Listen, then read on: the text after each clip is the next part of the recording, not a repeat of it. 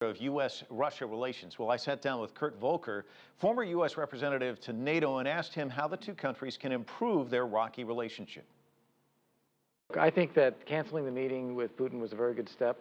I think it's a healthy recognition that Russia's been going in the wrong direction as far as we're concerned for the last 5 years. This reset policy really didn't bear any fruit.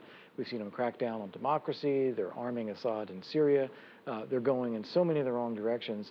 It's about time that I think we take a little break, take a little breather, make sure that they understand that we really don't want to continue this way, and we're going to have to work on some problems for a change.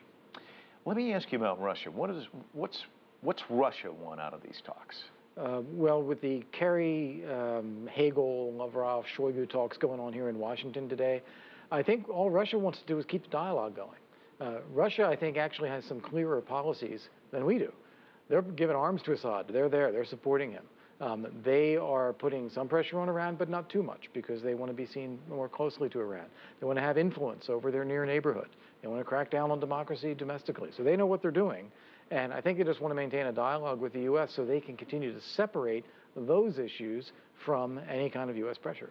Lavrov said during a news conference today that the Snowden decision was rooted in Russian laws and international obligations, and he talked about an international covenant of 1964 with the U.S. signed on to, and he kind of went into this direction that, we can't really basically let this be a speed bump, an impediment. And do you think that's what it is, an impediment, or does one side see it differently than the other? Well, look, certainly the sides see them differently. I mean, from the U.S. perspective, Edward Snowden is a criminal. He's fled from justice.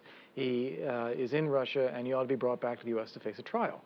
In the case of Russia, they're trying to make this into some kind of political persecution or refugee status. They give him asylum, and they're letting him remain in Russia as a fugitive from justice.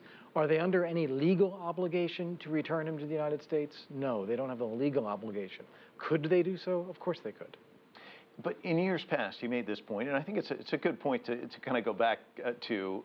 There have been cases where Russians have ended up in the United States where the Russians would have wanted those people back, and the United States did not comply. Sure. And he kind of feels as though this shouldn't get in the way of the relationship. Do you agree in that sense? Well, I agree that we shouldn't obsess about Russia.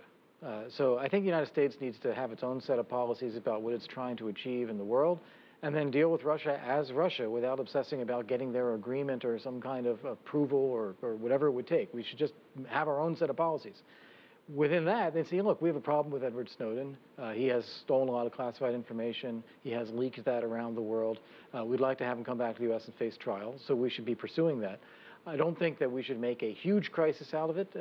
At the same time, I do think that for other reasons, as I described, about democracy, about the neighborhood, about Syria, about other things, it is time to have a little bit more firmness in our relationship with Russia. Where can these two countries come together? You can't pay too close attention to what the Russians say. You have to pay attention to what they do. And they're doing a whole lot of things that we have some concerns about. When you look at areas where we should have some agreement, though, we should have closer cooperation and agreement on fighting Islamist terrorism. That's something that affects Russia and affects us. We should have agreement on leaving behind a stable Afghanistan as the U.S. and NATO forces pull out. Unfortunately, even in these areas, we just don't have the kind of cooperation from Russia that we'd like to have. But there's this accusation that Russia's still in a Cold War mentality, but I would argue that both sides still have that, don't they? I mean, they really do, seriously. In this sense, I agree with you. I think the U.S., in terms of the way we look at the world, we've largely moved on. We don't feel that we're threatened by Russia. We're not trying to threaten Russia. But at the same time, we are a little bit in a Cold War mentality if we think that we always have to reach agreement with Russia first before we do anything else. If we're looking at Syria, for example, I mean, this is a catastrophe in the Middle East, and it's spreading. We ought to have our own view about what to do with this, rather than feeling that we're trapped unless we can reach some kind of agreement with Russia. All right. Kurt, thanks so much for talking to us. Great. Thank you. Appreciate it.